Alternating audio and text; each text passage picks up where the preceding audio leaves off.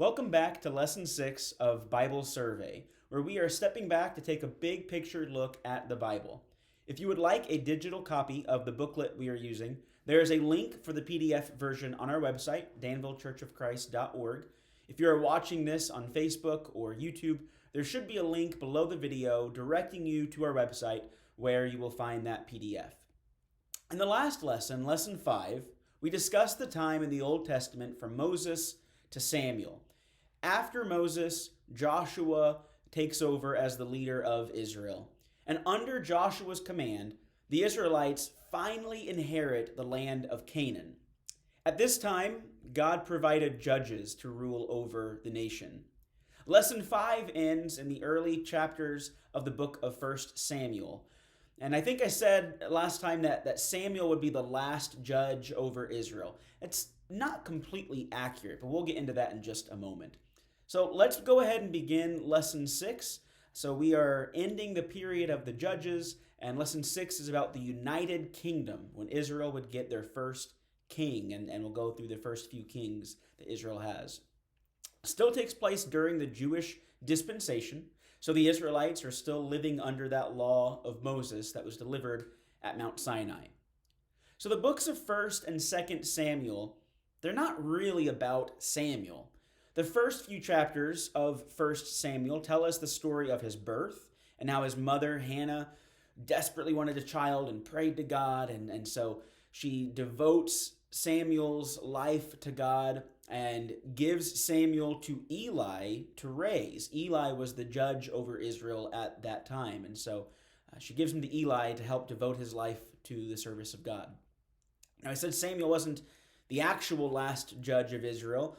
That's because his sons technically become judges as well, but that doesn't last too long and it doesn't go too well. And we'll read that in a moment. So Israel went from having judges, a plan put in place by God, to having kings instead.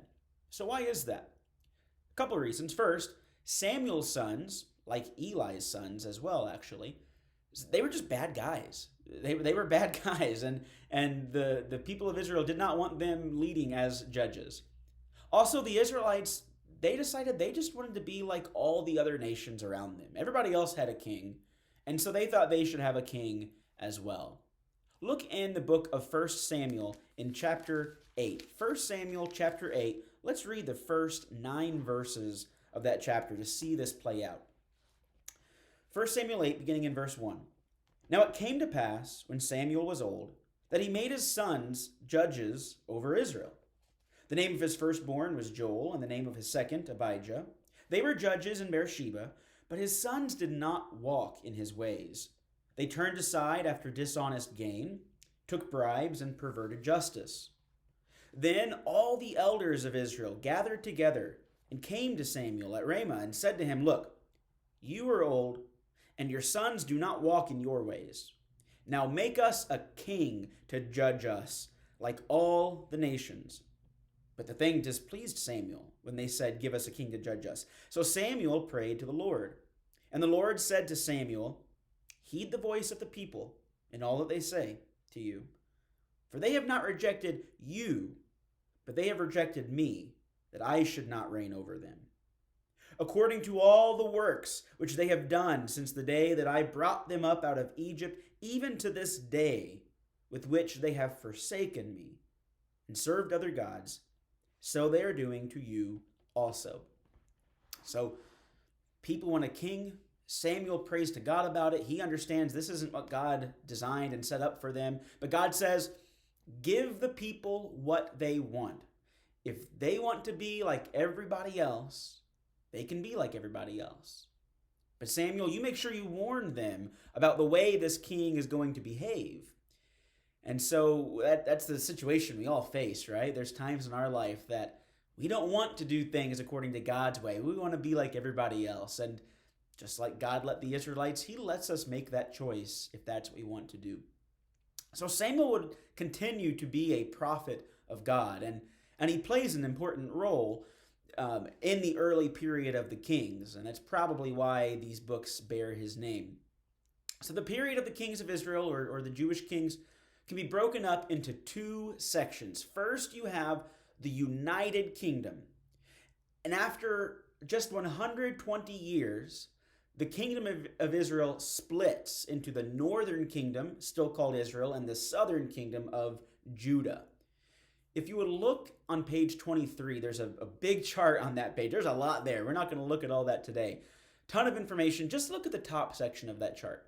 At the top of that chart, it shows us the three kings that would reign over Israel while the whole kingdom is united together.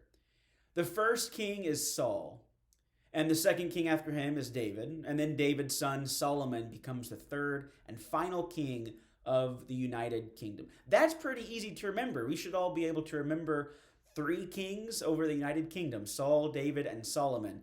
The bottom part of that chart, we're probably not going to memorize that, and that's okay. We'll look at the divided kingdom, Lord willing, next week.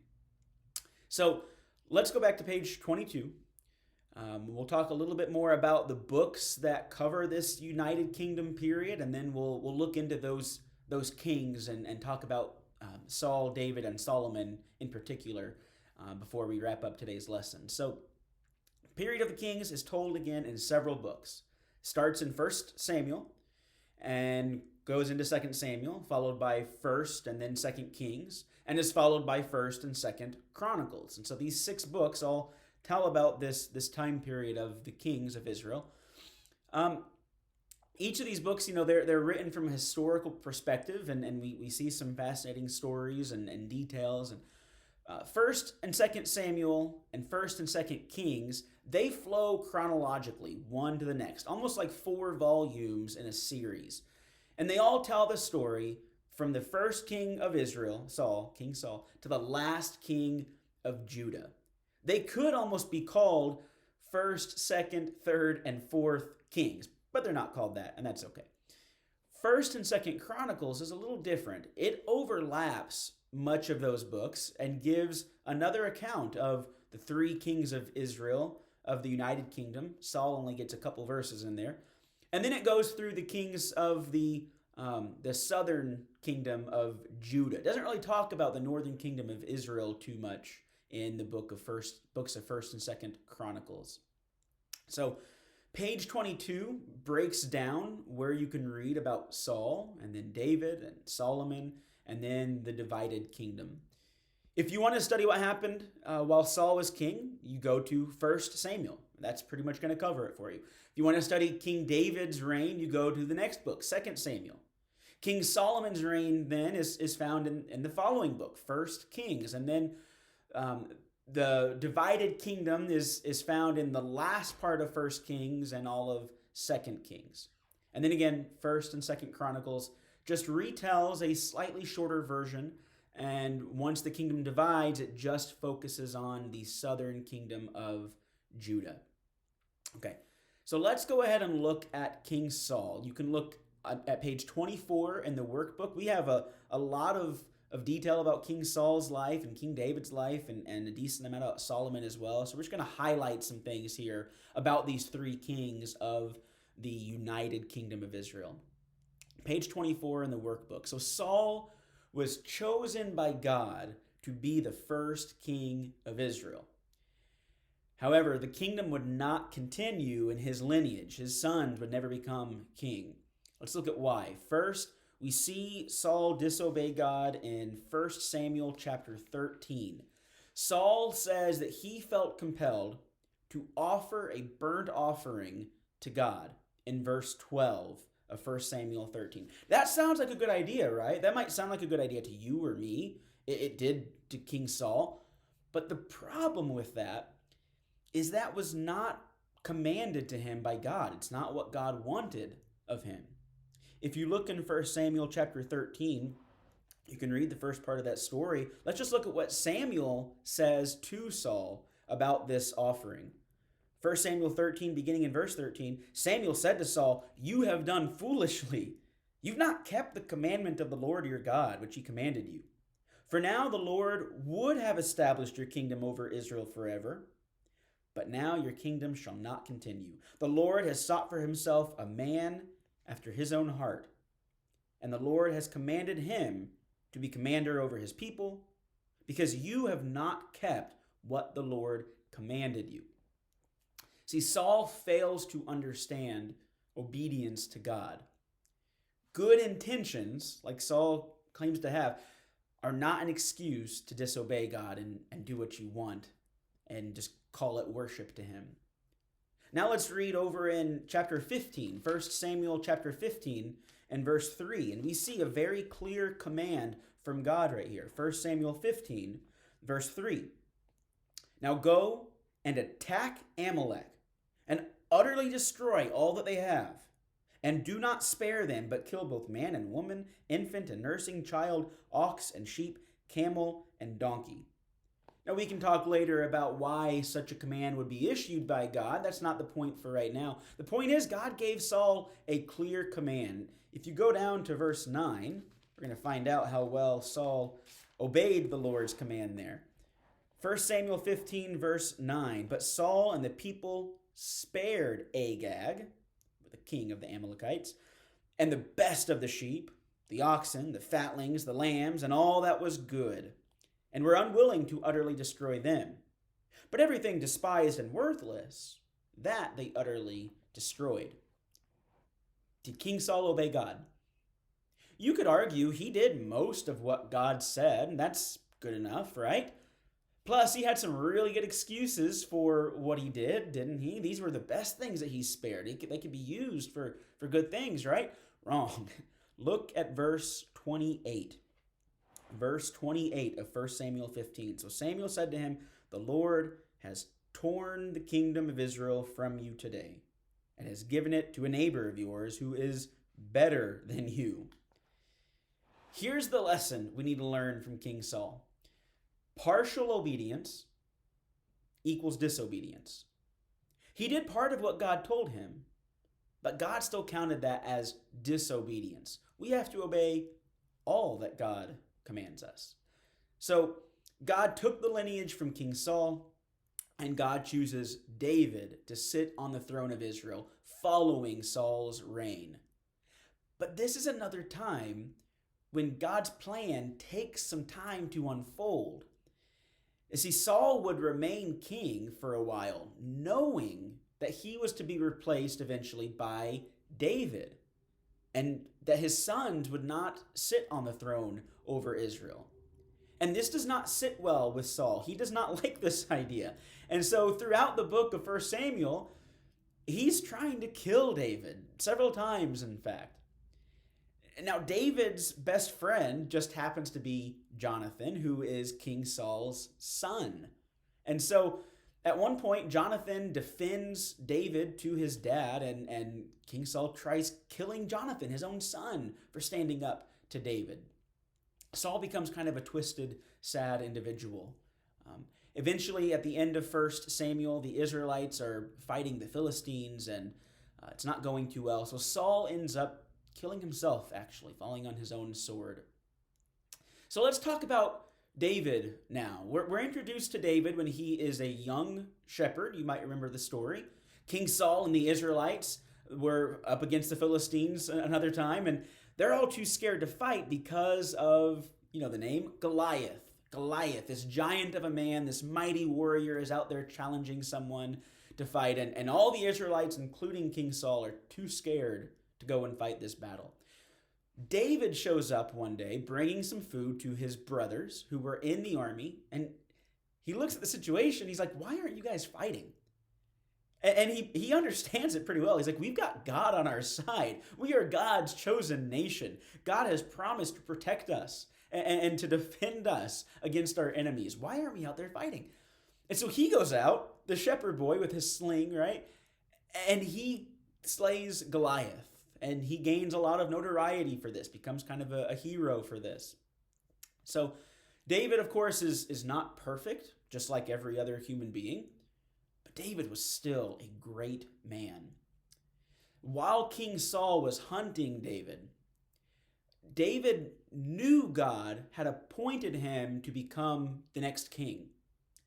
David had two opportunities to kill Saul. It would have been easy. But he understood that at that time, at that moment in time, Saul was still the king. And Saul was the king because God appointed him to be the king. And so it wouldn't be right for him to kill him. David understood what a lot of people in the Bible and what a lot of people today do not understand, and that is patience in God's timing, for one. He also understood that the ends do not justify the means. We can't just do whatever we want to do because we have good intentions for doing it. And so just because King Saul was wicked and just because he was trying to kill David, Saul was still the king. And he was the king because God put him there, and David understood that. David was not without his own flaws, and God shares some of David's sins with us. So after David becomes king, he committed adultery with Bathsheba. And then he goes on to have Bathsheba's husband killed. Those are some awful choices that King David made. However, we also are given a glimpse into David's heart. If you look in the book of Psalms, Psalm 32 and Psalm 51 are mentioned in the workbook, and they are both Psalms written by David about his sins. I'd like to read from Psalm 32. Let's read the first 5 verses of Psalm 32. Blessed is he whose transgression is forgiven, whose sin is covered. Blessed is the man to whom the Lord does not impute iniquity, and in whose spirit there is no deceit. What David is saying there in the first 2 verses is life does not get any better than being in the right relationship with God. If you are in a right relationship with God, you are a blessed individual. Keep going, verses 3 and 4. When I kept silent, my bones grew old through my groaning all the day long. For day and night, your hand was heavy upon me. My vitality was turned into the drought of summer. See, for several months, David tried covering up his sin, and it just ate at his heart and tormented him day and night. Look at verse 5. I acknowledged my sin to you, and my iniquity I have not hidden. I said, I will confess my transgressions to the Lord, and you forgave the iniquity of my sin. See, if we want to be forgiven of our sins, we must confess them to God as well and repent, just as David did. David repented of his sins. That means he had a change of heart, and he regretted what he did, and he went forward in his life purposing in his heart not to make those same mistakes again. And that is exactly what you and I need to do and how we need to respond when we sin as well. Ultimately, in Acts 18, verse 32, God calls David a man after his own heart. And we saw that reference back in 1 Samuel, if you remember, as well. So God would make a covenant with David, similar to the covenant he made with Abraham about 1,000 years earlier. If you're keeping track, Abraham was roughly 2000 BC. Moses comes along roughly 1500 BC. David is roughly 1000 BC. Some easy numbers to remember this timeline. Let's go over to the book of 2 Samuel, if you would. 2 Samuel chapter 7, and we'll read verses 12 through 16, where we see God make this covenant with David. 2 Samuel chapter 7, beginning in verse 12. We'll go through verse 16. It says, when your days are fulfilled and you rest with your fathers, I will set up your seed after you, who will come from your body, and I will establish his kingdom. He shall build a house for me, for my name, and I will establish the throne of his kingdom forever. I will be his father, and he shall be my son. If he commits iniquity, I will chasten him with the rod of men, and with the blows of the sons of men. But my mercy shall not depart from him, as I took it from Saul, whom I removed before you. And your house and your kingdom shall be established forever before you. Your throne shall be established forever. This is a really interesting passage because in the short term, this applies to Solomon, David's son, who would become the next king of Israel. But in the big picture, it applies to Jesus Christ. See, over in Acts chapter 2, we won't read from there right now, but in Acts chapter 2, after Jesus was crucified, buried, and resurrected, and then after he ascended back into heaven, on the day of Pentecost, again, in Acts chapter 2, this takes place about 1,000 years after David's life. the Apostle Peter preaches a sermon, the first gospel sermon on the day of Pentecost. And he refers back to this passage in 2 Samuel 7, saying this is a reference to Christ. The prophet Isaiah comes along roughly 300 years after David. He also speaks about this prophecy in Isaiah 9, verses 6 and 7. That's referenced in your book as well. And so David's life in many ways foreshadows Christ. David was a type of the Messiah. And there are some passages in the booklet on page 24 that will help you see that as well. The idea of him being a shepherd, and we see some language about Jesus as our shepherd in the New Testament. David, of course, as the king, and Jesus as the King of Kings, and some more that you can study another time. This is a good time while we're here, before we close out David, to talk about the book of Psalms for just a moment. A psalm is a sacred song. David wrote almost half of the Psalms, but he wrote them at different times of his life. Moses wrote some Psalms also, and there are a few other authors. This book is unique in that way, in that it was not written as just one book, right? It's a collection, rather, of these individual psalms or songs that don't necessarily relate to one another. Some are like prayers as well. It's interesting to know, even though this was written over a few hundred years and by different authors, even this book, even Psalms, points to Jesus. All the Old Testament is pointing to Jesus, but Jesus even says so in Luke 24 and verse 44. Jesus said, "All things must be fulfilled, which were written in the law of Moses and the prophets and the Psalms concerning me." So Jesus highlights the fact that the Psalms were pointing to him as well and made some prophecy about him that had to be fulfilled. Okay, so Saul reigned for 40 years. David reigned for 40 years. And then David is followed by his son Solomon, who would reign for the next 40 years. Let's talk about Solomon for a few minutes. It was Solomon who oversaw the building of the temple in Jerusalem. Do you remember back when we studied the giving of the law under Moses, how God had the Jews build a tabernacle? And that's where the priests would make the offerings, and that's where the Ark of the Covenant rested. Well, after roughly 500 years, the tabernacle finally gets replaced by the temple, of a permanent structure. If you look in the book of 1 Kings is where we get a lot of our information, of course, about King Solomon. 1 Kings chapter 3 and verse 5.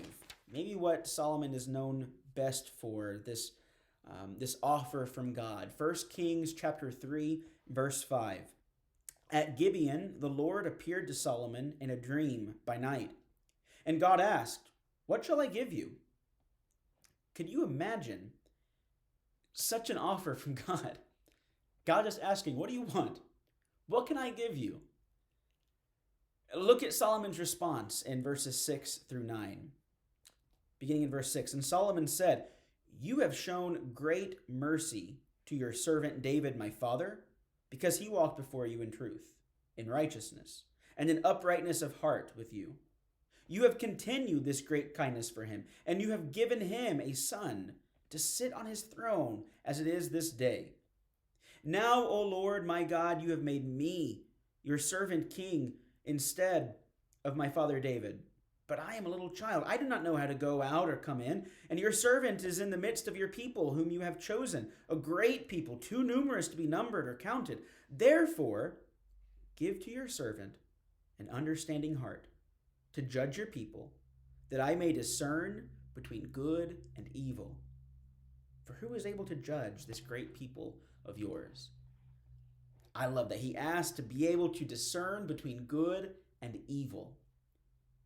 God was happy with this answer. He was glad Solomon did not ask for money or long life. And so God gave Solomon great riches as well. Solomon used this wisdom that God gave him to write most of the Proverbs in the book of Proverbs in our Old Testament. He's more than likely the author of Ecclesiastes as well. And of course, he wrote the book Song of Solomon. So let's talk about Proverbs for just a minute while we're here. Proverbs is filled with practical advice for our daily life, and it uses some beautiful language to give us that wisdom. Near the beginning of the book, Proverbs chapter 1, verse 7 just says, "The fear of the Lord is the beginning of knowledge, but fools despise wisdom and instruction." See, what we see is wise people are not wise by accident. Wise people are wise because they want to be wise, and they know where and how to acquire wisdom. If you want to make better choices in your life, read through Proverbs. Proverbs is great. It gives us wisdom about the people we spend time with and allow to influence us. It gives us great advice for parents and spouses. Talks about how we spend our time and our work ethic. Even wise money management can be found in the book of Proverbs. Let's turn over there. I want to read from Proverbs chapter 4. Proverbs chapter 4, just an awesome passage, and it pretty much is what the book of Proverbs is all about. So let's read Proverbs 4, verses 23 through 26 before we move on. Proverbs 4, beginning in verse 23. "Keep your heart with all diligence, for out of it spring the issues of life. Put away from you a deceitful mouth, and perverse lips far from you. Let your eyes look straight ahead, and your eyelids look right before you. Ponder the path of your feet, and let all your ways be established." Just telling us, be mindful of what you're doing. Be careful about the choices you make and the way you use your eyes and your mouth and your ears and where you go with your feet. Despite all the wisdom that Solomon had, it's amazing to think, but Solomon still made some really poor choices in his life. Solomon, it turns out, has a weakness for women, specifically foreign women, non-Israelites. These women he falls for lead him to start serving other gods, false gods. And so what we see is that wisdom is a great thing to have, but Solomon shows us that wisdom without faith in God is a terrible waste. A terrible waste. Now, I said that Solomon probably wrote Ecclesiastes as well. We don't know when Ecclesiastes was written exactly. When we last hear of Solomon in 1 Kings 11, he's unfaithful to God at that point. And so we don't know if he ever got his life right with God or not. I sure hope he did. Certainly possible. I like to think with all that wisdom that he came to his senses eventually, but we don't know what the end of his life is like in that aspect. The workbook mentions the possibility that Solomon wrote Ecclesiastes near the end of his life after he repented of his idolatry and his sins. That's possible, and it fits with the context of what we read in Ecclesiastes, but again, we don't know for sure. In Ecclesiastes, if you want to turn over there, it repeats a phrase several times. That phrase is vanity of vanities. Some versions just say meaningless. That's what vanity means, meaningless. And the point is this life is meaningless without God. Look at Ecclesiastes chapter 3. Ecclesiastes 3, verses 12 through 14 is a great way to look at this life. So let's read that. Ecclesiastes 3, verses 12 through 14. "I know that nothing is better for them than to rejoice and to do good in their lives, and also that every man should eat and drink and enjoy the good of all his labor. It is the gift of God. I know that whatever God does, it shall be forever. Nothing can be added to it, and nothing taken from it." The point is, God's given us this life, and the entire point of our life is to enjoy and live for God. We see that again over in the very end of the book, Ecclesiastes chapter 12. Ecclesiastes 12, verses 13 and 14. "Let us hear the conclusion of the whole matter. Fear God and keep his commandments, for this is man's all. For God will bring every work into judgment, including every secret thing, whether good or evil." So again, the point, God has given us this life, But right now we live on earth. We don't live in heaven. And so this life isn't perfect, but let's do all the good we can, right? Let's just always strive to do all the good we can while we can and enjoy what we have while we have it. And always, above everything, strive to live pleasing to God so that we can be with Him in heaven one day. Real quickly, before we close, Solomon also wrote the book Song of Solomon, sometimes called Song of Songs. It's an interesting book. You don't often hear it quoted in sermons or lessons. For me, the biggest takeaway when you read through that book is that God has designed marriage for the husband and the wife to enjoy, and that romance and romantic love within the proper biblical marriage relationship, those are just wonderful blessings from God. That pretty much does it for lesson 6. Again, if you have any questions, you are encouraged to reach out and ask. I am so appreciative of your time today and your interest in God's Word, and I look forward to studying the divided kingdom with you in our next lesson, if the Lord wills. We're going to see what happened. How did we go from this, God's chosen nation, the nation of Israel, it's all united, and what happens to cause them split, and how does that turn out for them? Until then, God bless and have a great day.